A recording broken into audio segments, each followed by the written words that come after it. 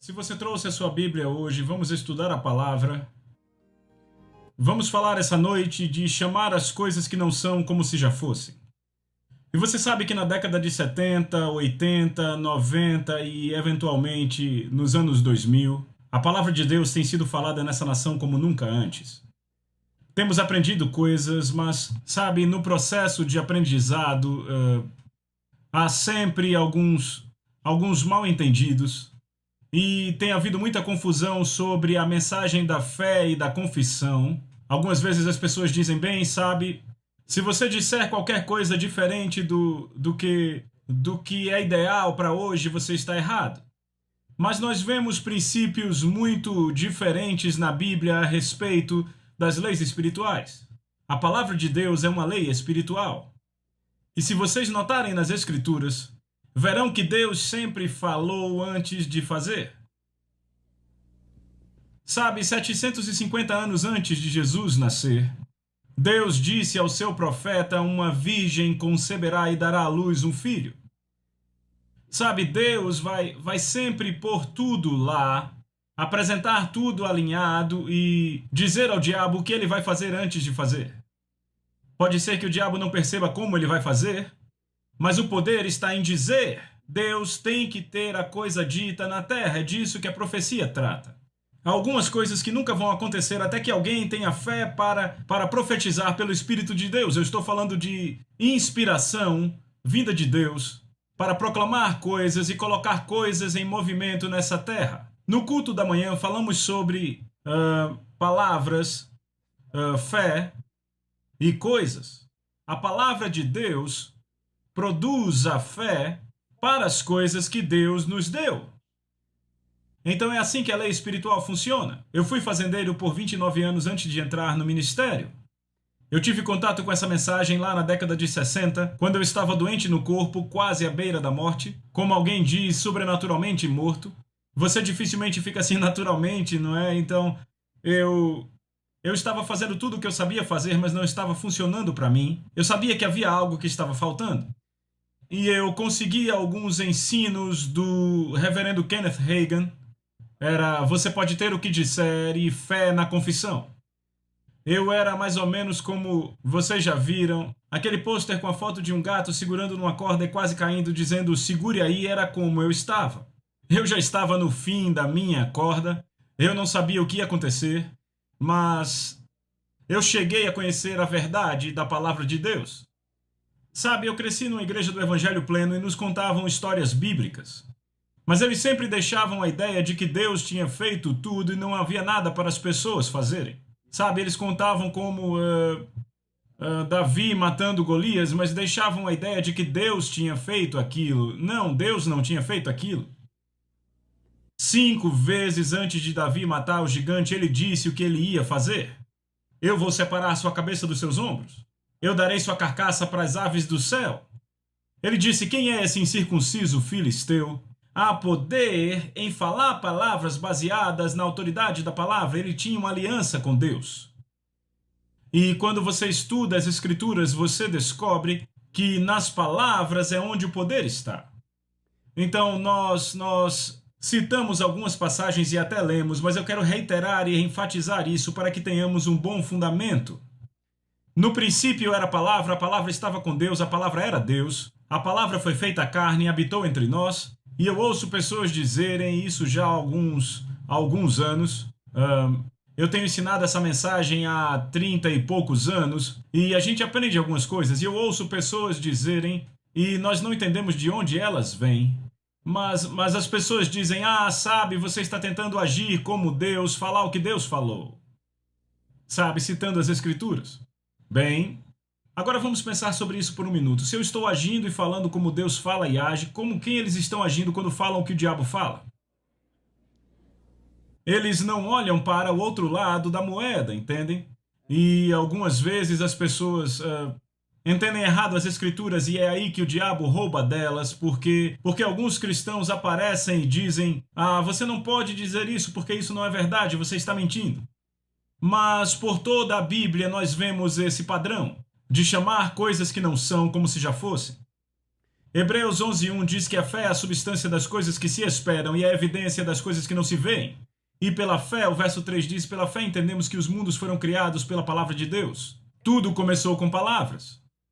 Eu falei essa manhã. Em Gênesis 1, 10 vezes em Gênesis 1, eu creio que é isso, é dito que Deus disse. Você vai notar que na maioria das vezes quando ele diz que Deus disse, logo em seguida ele diz que Deus viu.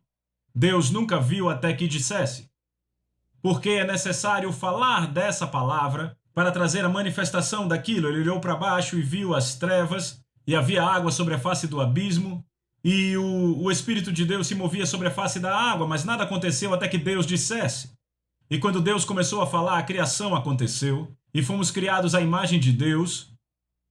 E então, vá comigo, eu quero que você veja isso para o primeiro capítulo de Hebreus.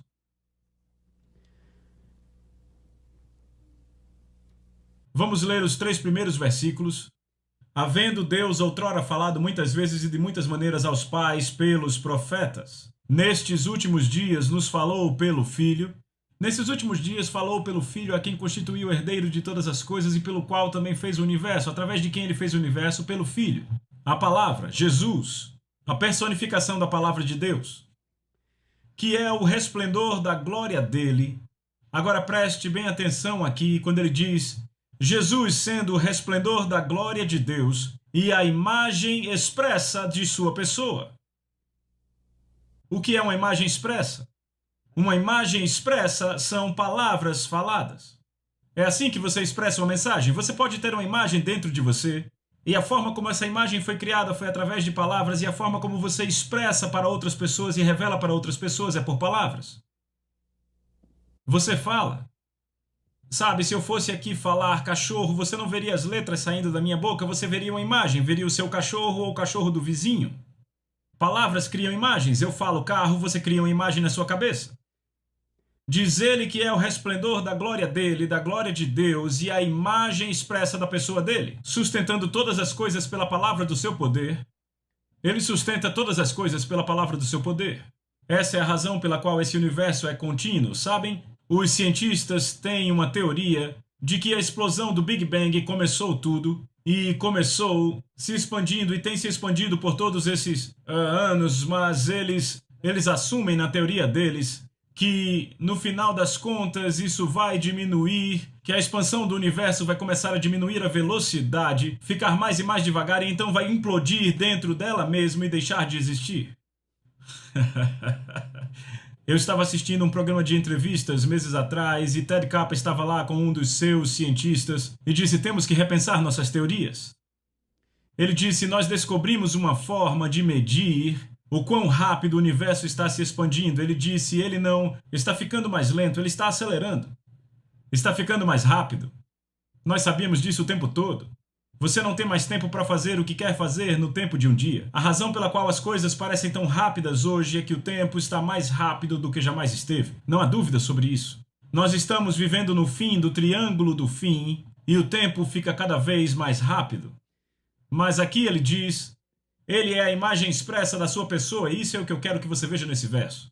A palavra pessoa aqui em Hebreus 1:3 é exatamente a mesma palavra que é traduzida em Hebreus 11:1 como substância. Ele é exata, podemos mudar as palavras aqui e dizer, Jesus é exata expressão da substância de Deus, do que Deus é. No princípio era a palavra estava com Deus, a palavra era Deus. E eu ouço pessoas dizerem, esses caras da fé estão tentando fazer da palavra Deus. Não, por que cargas d'água iríamos querer fazer isso? Já é dessa forma, é o que ele diz aqui nessa passagem. No princípio era a palavra estava com Deus, a palavra era Deus, e ele diz aqui, ele sustenta todas as coisas pela palavra do seu poder. Ele não disse pelo poder da sua palavra. Sabe, eu tenho algum poder nos meus dedos, mas esse não é todo o poder que eu tenho. Se ele dissesse pelo poder da sua palavra, significaria todo o poder que ele tem, mas ele diz pela palavra do seu poder, ou seja, seu poder está na sua palavra. A sua palavra é onde o poder está. Então esse poder ainda está disponível hoje. Mas entendem, ele tem que habitar em você. Jesus disse, se habitares em mim e as minhas palavras habitarem em você, peça o que quiser e será feito. Isso muda situações e circunstâncias. Então a fé bíblica apenas vem pela Bíblia, da palavra de Deus. Mas apenas estar nas Escrituras, neste livro, não faz tudo para você, a não ser te dar conhecimento. Mas se isso vai para dentro de você, é poder. É o poder da palavra de Deus. Por falar, citar e proclamar o que Deus disse. Agora, há uma coisa interessante que eu quero citar aqui antes de continuarmos para eu não esquecer. A ciência descobriu recentemente, sabe, eles acharam por anos que o átomo era a menor partícula que existia. E então eles dividiram o átomo. E foi aí que acharam o poder. Quando dividiram o átomo. E agora eles descobriram que há partículas, que pode ser mais reduzido, que há partículas subatômicas. Que elas são tão pequenas que apenas existem na forma de nuvem, até que eles não conseguiam achá-la, até que alguém começou a falar sobre elas, começou a buscar por elas, e então elas apareceram. E lembram que Jesus disse: buscai e achareis, batei e abrir-se-vos-á. A ciência agora está começando a provar o que Jesus falou 2000 anos atrás. Que você pode ter o que você diz se você crer e não duvidar no seu coração, porque as palavras estão cheias de substância. Estão dando substância às coisas que se esperam. E algumas vezes as pessoas substituem esperança por fé. Mas sabe, se você tiver toda a fé na palavra e não tiver esperança, não terá nada de onde a fé tirará a substância. E algumas vezes essa é a razão. Que alguém diz: o que aconteceu com o irmão fulano de tal, ele teve fé, mas não funcionou para ele. Pode ter sido esse o problema, ele teve fé, mas ele não liberou nada disso. A Bíblia revela que a forma como você libera a fé é por palavras. Todo aquele que disser, crer, não duvidar em seu coração, crer no que diz acontecerá. Você vai ter, você não tinha, mas vai ter tudo o que disser. Quanto mais você fala, mais você crê. Quanto mais você crê, mais você diz. E quanto mais você diz, mais você crê. É como um dínamo. E está produzindo, como dissemos essa manhã, da mesma forma que uma asa de avião cria sustentação à medida que vai pelo ar, assim é a confissão da palavra de Deus, criando fé. A sua confissão dessa palavra, você pode saber sobre isso, mas a não ser que você confesse a palavra, há algo que acontece com você quando você ouve a sua voz dizendo o que Deus disse, que não ocorre de outra forma. Isso entra em você, se torna parte de você, ele renova sua mente pela palavra de Deus. E isso muda coisas. Então não há nenhum princípio maior na Bíblia para cura e saúde do que o princípio de chamar coisas que não são, como se já fossem. Então o que significa chamar coisas que não são? É muito simples, significa chamar coisas que ainda não estão manifestas. Agora, de que coisas estamos nós falando? Estamos falando de coisas que Deus nos deu na sua palavra da promessa. 2 Pedro capítulo 2, capítulo 1 diz: Deus já nos deu todas as coisas que conduzem à vida e à piedade. A maioria dos cristãos gasta a maioria do tempo orando e tentando falar com Deus para que Ele faça coisas que Ele já fez, para dar o que Ele já deu a eles. Quando na verdade se trata em pegar a fé que vem da palavra de Deus e falar e proclamar e chamar essas coisas à manifestação. Você tem que chamá-las. Quando elas não estão lá, você as chama. E é por isso que você chama a si mesmo curado quando você está doente. E alguém diz: eu não entendo esses cristãos que ficam dizendo que estão curados quando estão doentes. É muito simples, porque se diz isso, você está chamando pelo que ainda não tem. Por que cargas d'água você iria querer dizer: eu estou doente, Senhor, doente como um cavalo? Quer dizer, isso já está estabelecido, ou seja, este é um fato presente, mas não é a verdade. A verdade é que por suas pisaduras nós fomos sarados. Há mais de 2000 anos atrás, e Deus não vai fazer mais nada sobre isso. É tudo o que Ele pode fazer por isso. Leia Salmos 107, 20, diz: Ele enviou sua palavra e os curou. Aí está a palavra de novo. Ele enviou sua palavra, bem, Ele enviou Jesus e os curou. Paulo disse em Romanos capítulo 10, ele diz: a palavra está perto de ti, na tua boca e no teu coração. Ou seja, a palavra vai fazer a mesma coisa do que se Jesus estivesse aqui. Mas tem que estar no teu coração, tem que estar por dentro de você, tem que ser parte de você. Não é suficiente só saber sobre isso. Não é suficiente só saber o que ele diz. Mas é importante andar nesse princípio. Sabe, você descobre que pessoas que estão com doenças crônicas, na maioria das vezes preferem falar da doença ou do que alguém morreu. É difícil tirá-las do problema. Mas você nunca resolve um problema falando o problema. Você resolve o problema indo para a palavra de Deus para achar a resposta. E a resposta é: Deus enviou sua palavra e os curou, e a palavra continua curando e libertando, mas você tem que dar voz a ela. Você tem que tê-la em sua boca. E aqui é um artigo que foi escrito por um médico, Dr. Carl Sandburg, professor universitário. E aqui está a data no papel, primeiro semestre do ano 2000. E o título aqui é Relatório de Bem-Estar. Como ser um espécime saudável. Para ser saudável é imperativo que você acredite que é saudável, ou que será muito em breve. É quase impossível ser saudável se você pensa que está doente ou se você pensa que vai ficar doente. A sua defesa contra a enfermidade começa na sua mente. A sua mente direciona as atividades curadoras do corpo através de impulsos nervosos circulando químicas na corrente sanguínea. Pesquisadores descobriram que suas células brancas têm pequenos receptores neles, de forma que o seu cérebro pode dizer a eles o que fazer. Não é interessante? E a Bíblia diz: ele terá tudo o que disser, se ele crer e não duvidar no coração. Mas o falar está envolvido, vem? Esta é uma das razões para usar medicação para dor de forma muito esparsa, para usar a medicação para dor de forma muito esparsa.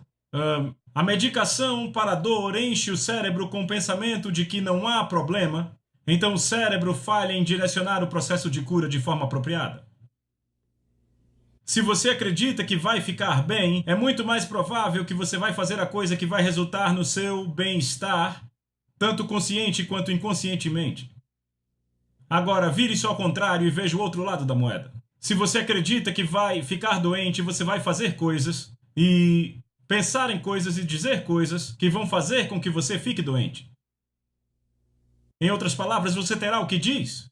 Você vai ter o que acredita. E fala e declara. A maioria das nossas atividades cotidianas é direcionada pelo cérebro no nível subconsciente.